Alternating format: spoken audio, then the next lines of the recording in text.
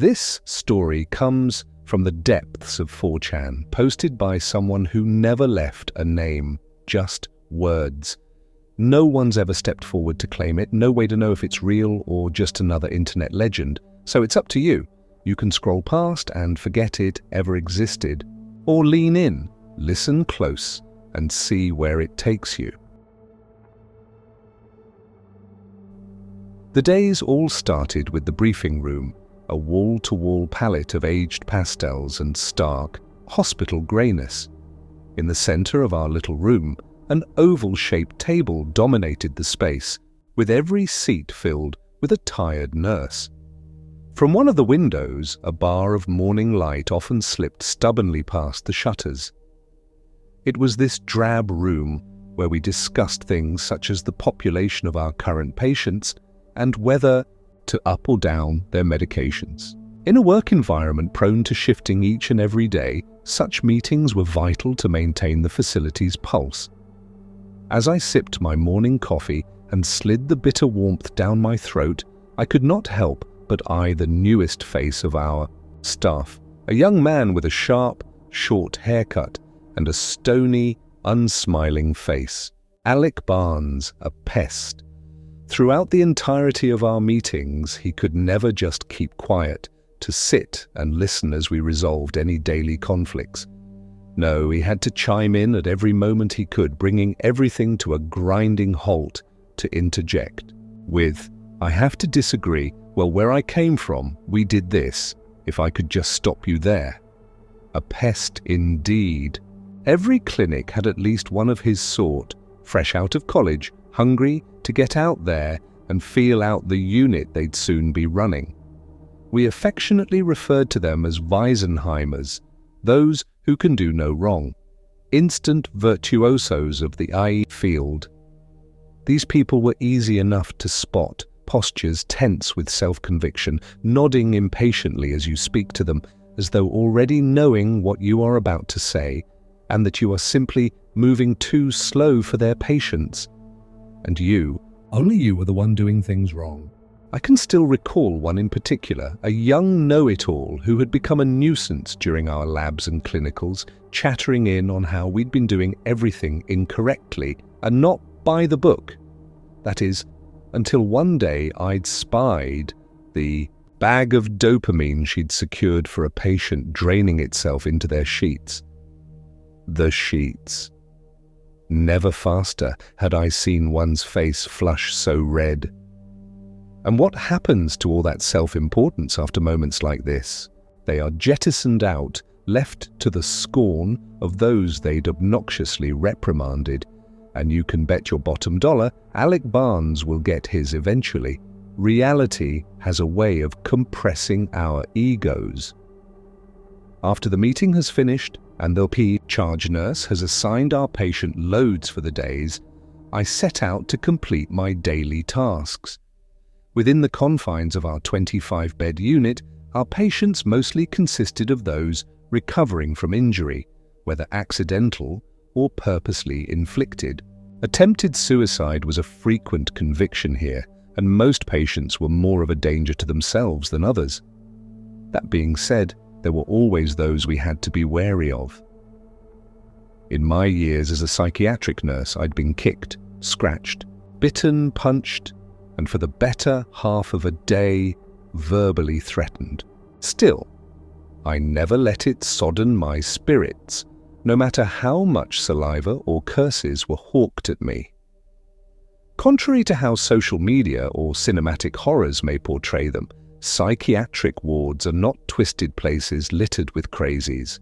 They are places of healing, of alleviation, a haven for those physically alive but internally tormented. Yes, some kicked and shrieked in the halls until their throats split, but a good deal held a much quieter, unseen pain. That was why I was there, to help ease the cold terrors of their futures, and for the case of our newest arrival, Roland Boulle would become my next big project. It was raining on the night they brought him in. I spied him rolling by on a stretcher, his cold face wet and dripping. His eyes flickered with transient consciousness, perhaps barely grasping the shapes and sounds around him. For a moment, we actually held each other's gaze as he was whisked away to the intensive care unit. 10 paper clips, 8 marbles, and 5 drywall nails. These were the objects removed from Mr. Boulle's stomach. He was diagnosed with Pica, an uncommon disorder in which one has an urge to ingest inedible objects, though one this severe was especially rare. Encompassing that fact, he'd also been diagnosed with depressive disorder, severe anxiety, and post-traumatic stress. Despite my history in the psychiatric field, I could not help but feel woefully unprepared for him. If only I had even the slightest clue. I stopped at Mr. Boulle's door, surveyed my notes once more, and carefully let myself inside. A short room was reminiscent of a college dorm with a single window providing a glossy view of the parking lot. Mr. Boulle was awake and currently hunched over his table, a wilderness of hanging, stringy hair covering his face. His legs were crossed at the ankles, both shoelaces removed. He appeared to be writing vigorously into a crossword puzzle with one of our rubber ballpoint pens. I knocked lightly against the door, which prompted him to turn toward me. "Good morning, Mr. Boulle," I smiled as I introduced myself. "How are you doing today?" From out of the mesh of hair, a thin face stared back at me, giving a look I'd describe only as a tight-lipped vacancy. Eyes wide as possible but not quite focused. He appeared somewhere north of his 40s. From across his chin and up his cheeks, a scattering of scars was etched into his features. Possible self-harm, my thoughts mused. I continued the greeting. "My name is Jason. I am one of the registered nurses here to ensure everything is all right, and that your time with us is a good one. Is there anything I can help you with?" His eyes held tired water between them, inspecting me up and down, trying to get a read on me as I was him. His mouth then pulled into a small grin, which rumpled the scratch marks. "You have piano fingers." "I'm sorry?" I asked, caught off guard by his statement. He lifted his hands and flexed his fingers. "Piano fingers. Father had them too. He used to play all the time in his office, mostly the gymnopédies and a tad of Chopin. Do you play at all?" Despite his craggy appearance, his voice carried a genuine playfulness behind it. "Not at all," I chuckled. "My mother had one of her friends give me lessons when I was younger, but unfortunately, none of them stuck. Yes, Mrs. Brown was an avid teacher of the arts, but now I could only remember the reek of bone broth carrying her breath. Anyhow, it was nice officially meeting you. Please don't hesitate to let me know if you need anything. We'll do everything we can to help." "Of course," he answered, rubbing a finger along his scar-fringed chin. It was not long before we realized the true extent that Mr. Boulle needed to be monitored. From the television room, he'd plucked out the power button, as well as both volume buttons from the remote, and swallowed their small plastic bodies.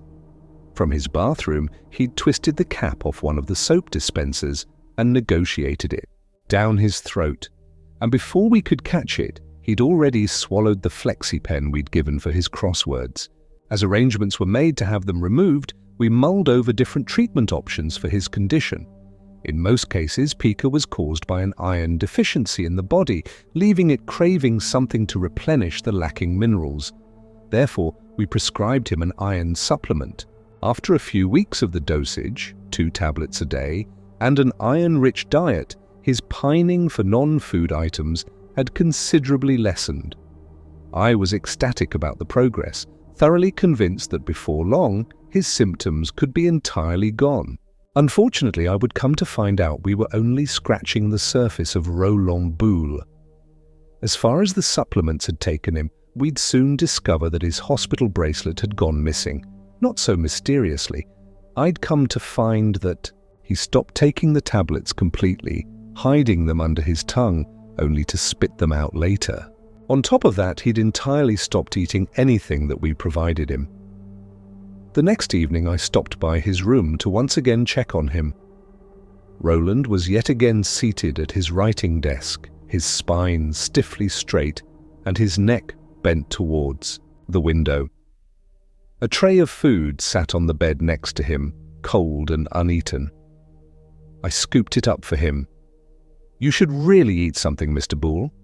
Otherwise they'll have us give you a feeding tube. The food is much better, trust me." He didn't acknowledge me, merely holding that gaze toward the greyish smear of asphalt outside. Protests like this weren't out of the ordinary, especially for patients coping with anxiety and severe depression. As I turned to report back on his state, a thin, withered voice crept out of him. "It's coming." His lips were shaking. "What do you mean?" I asked, trying to dissect what he'd just said. "What is coming?" But it was no use. He'd returned to silence, maintaining the glazed stare out the window. Evidently, our conversation had ended. That same evening, a scream resonated down the halls. It was coming from Mr. Boulle's room. I was the first to arrive, quickly bursting through the door and witnessing him flailing in his sheets, his hands clawed and grasped at nothing while his thick heels kicked helplessly about. Assessing the situation, I tried talking him down first, to calm his nerves behind the frenzied cries. He was unresponsive, lips curled back from his gums and his eyes squirming wildly in their sockets. Then, in a quick motion, his thrashing hands converged and closed around his throat, locking into a death grip. I moved to pry his hands off of him, trying to carefully break the chokehold he had on himself.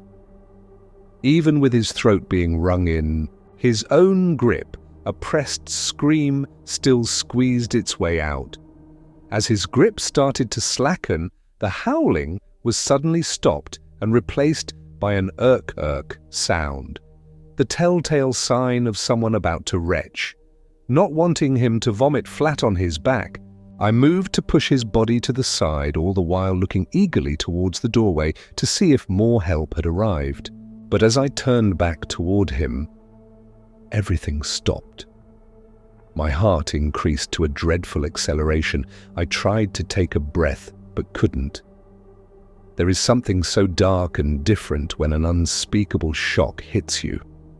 Like every nerve in your body, every sensory input to the outside world has suddenly been cut. Your voice is too brittle to speak. Your eyes are too afraid to close. Things, perhaps semblances of thoughts, beat desperately toward your brain, only to drown before reaching its surface. It had happened so quickly, I could only barely process the ghostly outline of Roland's face or the sudden misshapen lump in his throat. Fingers. Long, wet fingers were gleaming between his teeth, reaching outward from the dark pink depths. They were bruised with blackish purple colors, strings of shiny spittle stretched and snapped between their wriggling joints. A pungent bacterial odor reeked from their gangrene tips. Roland's eyes rolled upward as his body heaved and let out a wretched gargle. The fingers bent forward, curling over his face like a spider on its backside, and began to tug at his jaws, trying to pull them wider. Their jagged, split nails scraped across his chin, his cheeks, his nose, digging grooves into his flesh. The sound of footsteps entering the room brought me back. Another nurse had arrived. I peered once again at Roland's face, coated now in a webwork of fresh, bleeding wheals. No fingers. None at all. Together, the other nurse and I restrained Roland and safely injected him with a dose of B-52, 2 mg Ativan and 5 mg Haldol in one needle, 50 mg Benadryl in the other.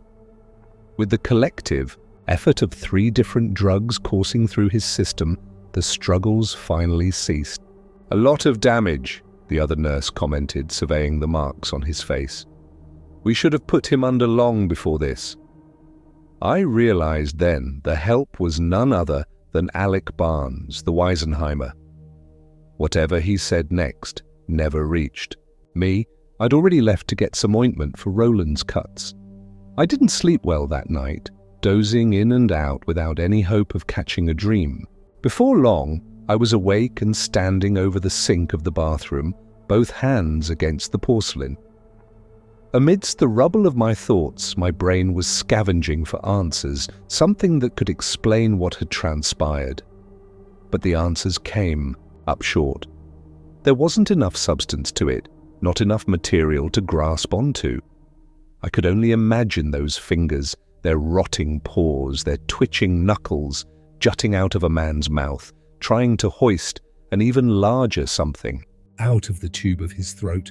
The image made my insides feel wretched and rolled a brief nausea around my belly. "Absurd," I snapped back at the disgusting thoughts. "Ludicrous, disgusting. Get a hold of yourself." To give such a thing credence was unacceptable. It was a stressful moment, a fabrication of a rattled mind in a stressful situation. That is the end of the matter. No further discussion required. I gargled some mouthwash, clapped both hands against my cheeks, and returned to bed, repeating the same determined tempo. But when I did finally fall asleep, there was no protecting my dreams. I was back there again, standing in Roland's room while his blurry shape screamed and writhed in the sheets. I tried to restrain him before he could harm himself, only to have my arms reel back on their own and grasp my throat instead. The last wisps of breath pulled out of me. In the pit of my gullet, something begins to move, clawing its way upward. I lurched forward, squeezing my eyes open and closed rapidly, trying to wake myself up. But it's no use. I can only retch desperately as my head flops back and the thing inside my throat forces its arrival.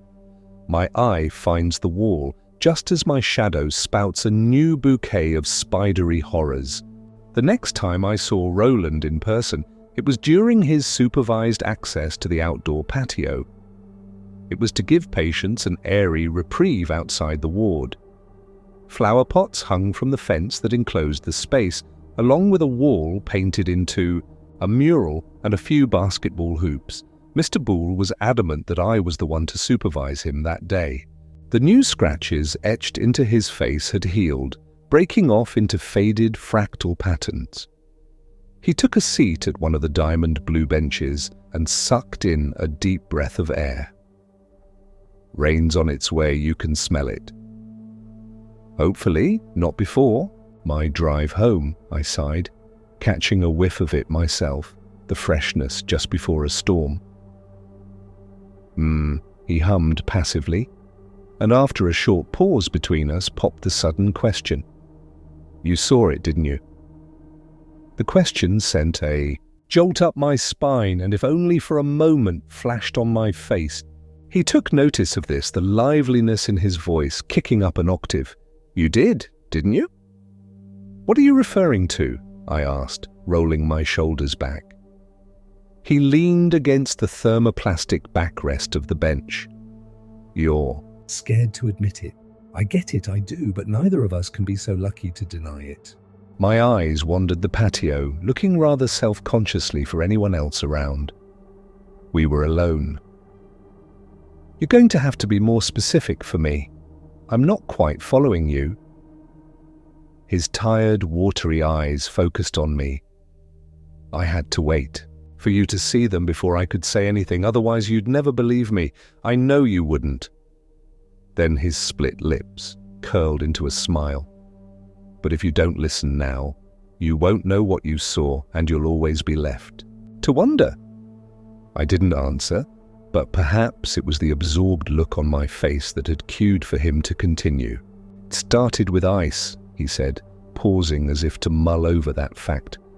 "I loved the texture of it, the feeling of crunching it between my teeth in tiny, crackling bits. It was one of the few things that could quell my anxiety, and when that wasn't enough, I turned to chewing on paint chips and sucking on coins for a good while. I was a very anxious boy, you see. A gust of wind whistled through the fence and bobbed the hanging flowers. His tongue lapped between his lips. I grew up in a wealthy home with wealthy parents, one of them as sweet as can be while the other was emotionally aloof. "Can you guess which one father was?" he asked with a grin. "The stereotypical provider who considered the financial support to our family enough of a bond between us. Naturally, we weren't very close, and as my tendency intensified, he and Mother were thoroughly convinced it was merely a phase. Don't ask me why it wasn't, I couldn't tell you. All I knew was that my cravings for the indigestible only grew worse as I got older." I stayed silent and listened, not daring to say anything else to throw him off point. I felt a responsibility to understand him.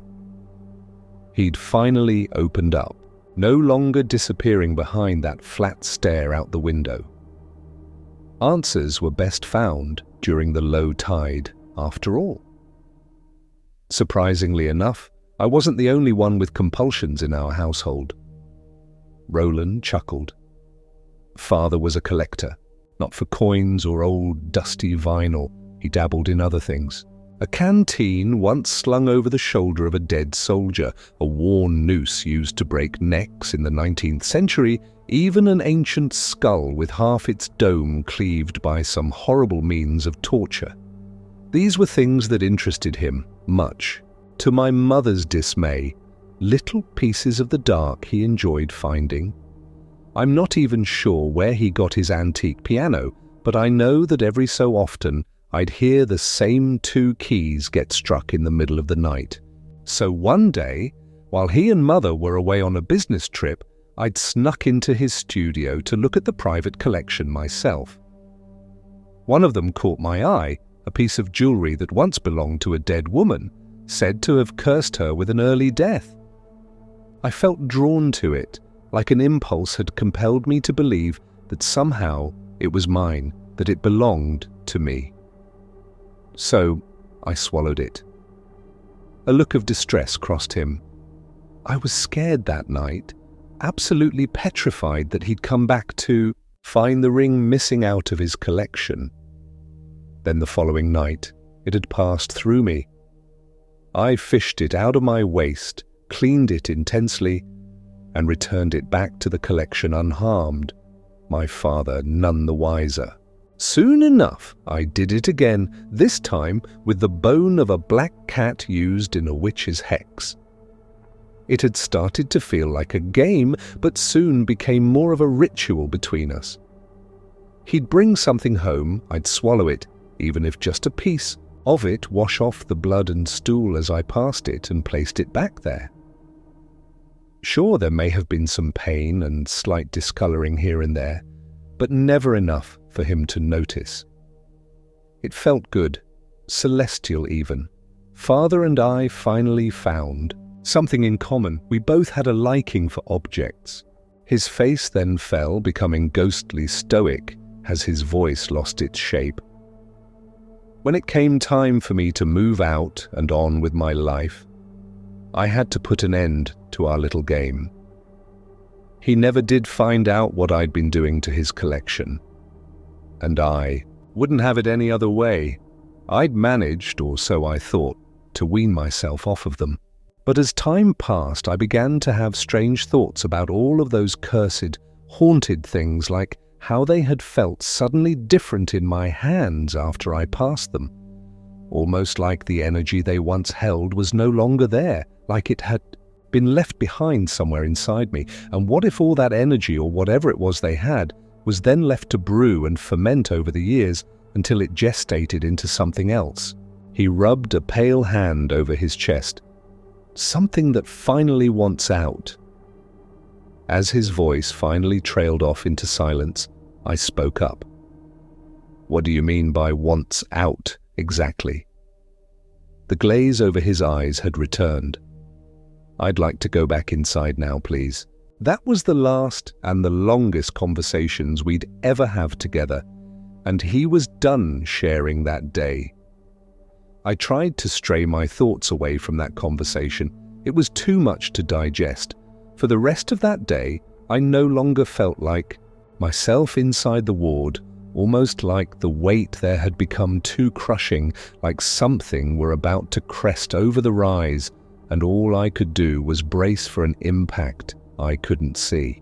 What happened next occurred on a late Sunday evening, 3 days after Roland Boulle's unshakable silence. I was making my usual rounds in the ward and stopped by to check on him. I knocked 3 times, opened his door, and stepped routinely inside. Roland was not in his bed or stationed at his usual spot at the writing desk. The door to his bathroom was inched slightly open, the sound of a sink running coming from inside. "Hey, Mr. Boulle, just here to check on you. Is everything "All right," I called. There was no answer. "Mr. Boulle, are you all right?" Still, nothing. Only the steady drawl of running water. Without warning, the bathroom door swung open, rebounding off the rubber stop, and then rebounding again off Roland Boulle's body. He had blundered out backwards on his heels, both hands locked around his neck. His face was flushed into a darkish plum color. Heaps of foam dribbled out of his mouth, rolling over his lips, which had gone blue. Tears streamed out of his eyes, which bulged from their sockets. A single sound emerged from him, the gargled note of air trapped in his throat. "Choking!" My thoughts screamed, "He's choking!" I grabbed at him, spinning his body around as both of my arms locked around his waist. Never in my life had I performed the Heimlich, but in that moment it was do or die. I pressed hard into his abdomen with a quick, upward thrust, practically lifting him off his feet. His body jerked back, but there was no luck dislodging whatever was inside his throat. Door opened. Someone else had heard the commotion. I looked feverishly toward them while administering another ineffective thrust. The other person was none other than Alec Barnes. Even amid a panic, I despised his presence there greatly. "What's wrong? What's happening?" he asked, which only infuriated me. "Choking!" I snapped, yanking Mr. Boulle back yet again. Hot blood coursed through my arms. I forced down a swallow, trying to wet my dry mouth, but in that same instant, with both my arms fastened around him, I had felt something peculiar, a sudden shift of his insides, an almost tumbling motion, far too pronounced to ignore. The Weisenheimer stepped back into my peripheral. "Let me do it, I've got it!" I hissed at him, hoisting Mr. Boulle's body upward again, harder than I ever thought. I could. His chest heaved as more strained gasps came out of it.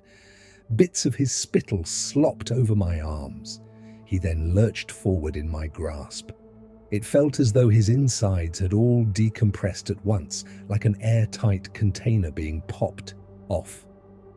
His throat opened. He let out a watery scream of pain and retching. Somewhere near us, Alec made a noise. Something that sounded like, "Oh God, dear God."